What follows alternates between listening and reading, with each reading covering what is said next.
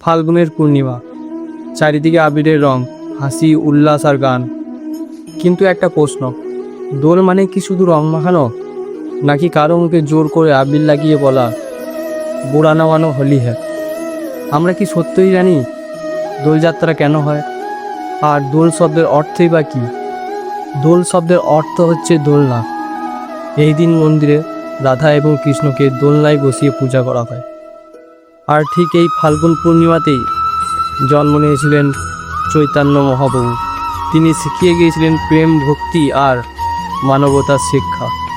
অর্থাৎ দোল মানে সম্মান, দোল মানে ভক্তি, দোল মানে ভালোবাসা। কিন্তু আজ আমরা কি দেখি? দোল নামে জোর করে রং মাখানো, দোল বা হোলির নাম করে কিছু মেয়েদের শরীরে অনুচিতভাবে হাত দেওয়া, ইচ্ছার বিরুদ্ধে রং মাখানো, তারপর হেসে বলা বোড়া নামানো হোলি হ্যাঁ। সোজা কথা বলতে এটা দোল নয়, এটা উৎসবের অপমান। মনে রাখবেন, কেউ যদি না বলে, সেই নাকেই সম্মান করা আসল দোল। এই ভিডিওটার উদ্দেশ্যে একটা কথাই বলবো, রং খেলুন, আনন্দ করুন, কিন্তু কারো সম্মান নষ্ট করবেন না।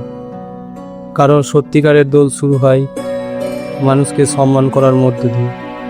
শুভ দোল যাত্রা। রাধে রাধে।